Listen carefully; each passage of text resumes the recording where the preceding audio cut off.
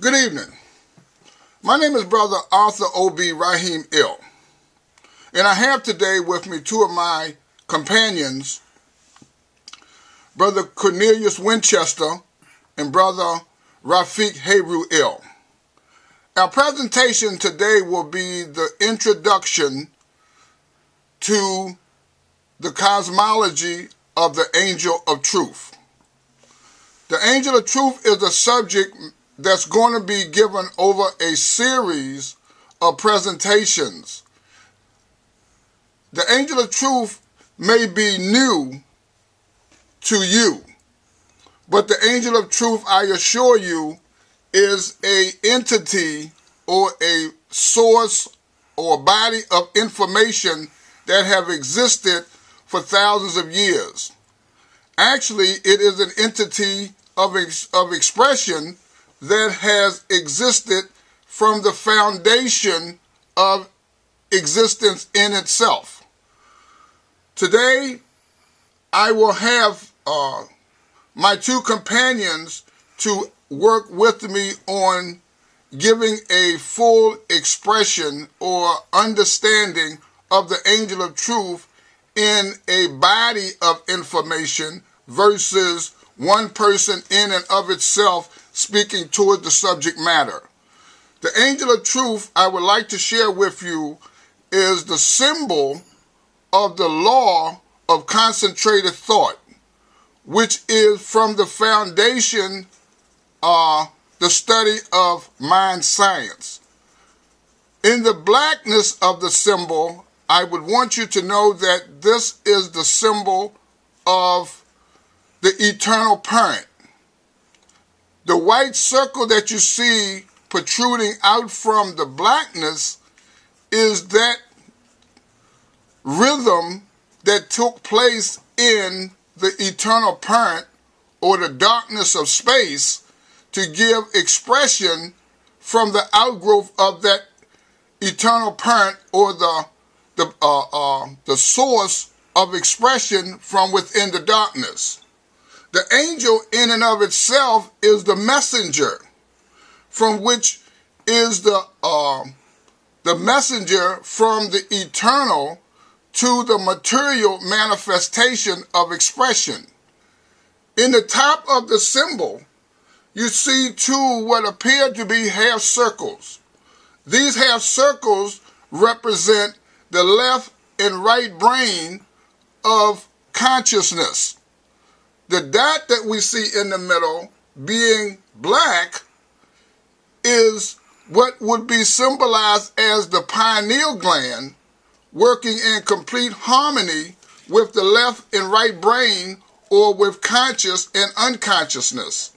The extremities that you see in the symbol are the extremities giving total idea and total attention of expression to the harmonious working relationship of the left and right brain in harmony with the pineal gland. I would like to bring at this time Brother Rafiq Hebrew Ill in to help me expound on the science of the expression of the Angel of Truth. Peace, everyone. I am Hebrew L, Rafiq Hebrew L. I give thanks, honor, and praises to the infinite and eternal Mother, Father, Creator. I also give honor and thanks to the many ancestors that have lived and loved and have experienced life in the many dimensions of creation and that have fought for us to further consciousness. I give honor and thanks to my elders as well. Okay, first I'd like to express the importance of why should we even learn cosmology. For some, it seems like a very impractical science. For some, it seems too far out there. We lack the ability to see the connection of cosmology to everyday life. Well, cosmology defined, the definition of cosmology would be the metaphysical study of the origin and nature of a thing. Also, the branch of astrophysics that studies the origin and evolution and structure of a thing. When we deal with cosmology, we're speaking of the origin and the evolution and the structure of all that exists. The universe, all galaxies, all solar systems, all atoms, all conditions that we find ourselves in life, everyday life, the various situations that we experience in life. That's cosmology as well. Okay, first of all, when the brother expressed, the darkness in the symbol representing the eternal parent. The eternal parent has been expressed in many cosmologies of our ancestors. It represents that place or the origin of everything.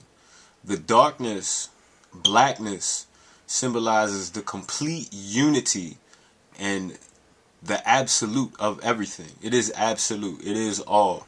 It is super consciousness. It is unconsciousness. It's absolute light and absolute darkness. These concepts are very advanced, so it's only through study and meditation and practice that we begin to get a better understanding of them. Okay, to reference for better understandings of cosmology, you can go back to some of the Kemetic origins of cosmology.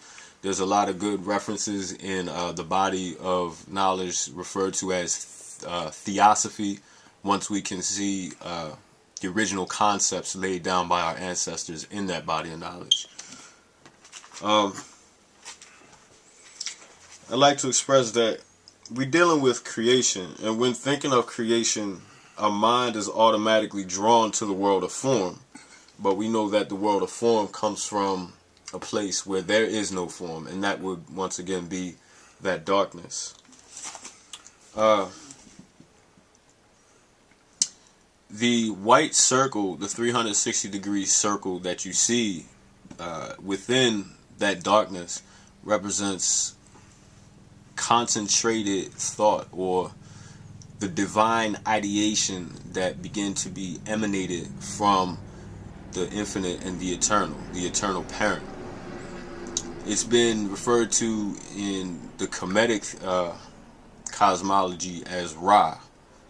Ra would be movement, would also be light, would also be fire, but all of these things are attributes of the emergence or the emanation of consciousness. Still on that plane, we have a unitive aspect, because there's no differentiation as far as manifested things go. There's no physical things as of yet. It's still consciousness. We're still dealing with consciousness. And once again, I'm just building on various aspects of the symbol because it's a very broad subject. Okay, at the top of the symbol, with the two glyphs that look like half circles, they also represent not only the left and the right brain, but they also represent the manifesting of polarity that existed within the eternal parent. That manifestation of polarity can be referred to as the masculine and feminine polarities that existed. One side being the masculine, the other side being the feminine, and the harmonizing of these two energies is what is needed to further consciousness or transform consciousness to begin to step down into a more, what we would call, physical plane. The center of that, which would be the dot or the black dot, which has been referred to by many of our teachers, that black dot once again being the origin of creation. And everything in creation maintains something of the original essence. So that black dot would be the third aspect, or the third stage of consciousness, or the third transformation of consciousness, which was the result of the masculine and feminine principles acting and reacting upon one another. Okay, those glyphs also represent what could be considered as the spiritual plane, which would be one side, and then the physical plane, which would be the other, which basically is consciousness, and then the polarity of consciousness, which would be form, or energy and matter. The dot. Cut it.